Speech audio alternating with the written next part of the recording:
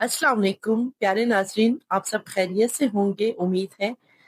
Traditional नमकीन गोश्त की बहुत ही आसान रेसिपी आज आपसे शेयर कर रही हूँ, जो कि बलूचिस्तान और पेशावर की मशहूर रोश कहलाया जाता है।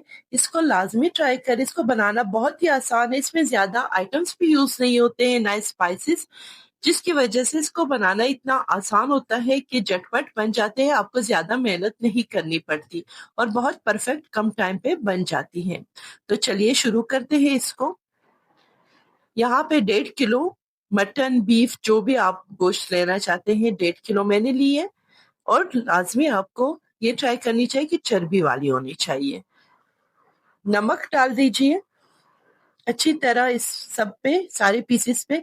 और कोशिश करें लार्ज पीसेस हो, ज्यादा स्मॉल पीसेस ना हो। रोस्ट लार्ज पीसेस में बनते हैं। एक मिट्टी का बर्तन लेके सारे गोश्त इसमें सेट करके रखनी है।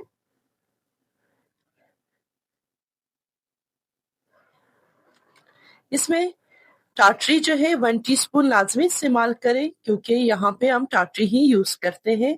इससे बहुत जायकेदार और मजेदार बन जाती है। एक गट्टी लहसुन की, साबित काला नमक और लौंग 1 टीस्पून, और 5 छोटे साइज के प्याज भी इसमें ऐड कर लें। बस इतने इंग्रेडिएंट्स। फॉयल पेपर से इसको कवर कर ले और अच्छी तरह से किनारों से सील कर दे, ताकि स्टीम बाहर ना निकल सके। इसको कवर करने के बाद आंच लगा के उसको बिल्कुल दम वाली फ्लेम पे रखनी है, और कम से कम 4 घंटे इसको दम वाली ईंट पे पकानी है। 4 घंटे हो चुके हैं, चेक करते हैं अभी।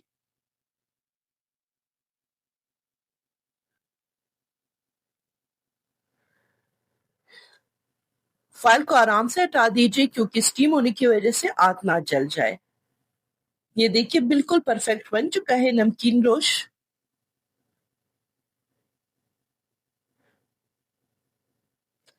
अब इसको चेक करते हैं। ये गर्म होने की वजह से मैं छुरी से चेक कर रही हूँ, क्योंकि बहुत ज्यादा गर्म है गोश्त। तो बिल्कुल परफेक्ट और सॉफ्ट बन चुकी है। डिश आउट करें। ये प्याज का पानी इसमें है, तो वो पानी आप यूज ना करें।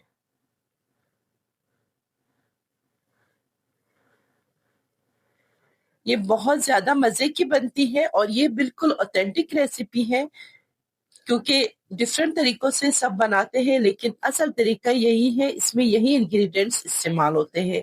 इसको लाजमी ट्राई करें, आप सब बहुत ज्यादा इंजॉय करेंगे। थैंक यू सो मच इस रेसिपी को एंड तक देखने के लिए। दुआओं में याद रखिए। अल्लाह हाफिज।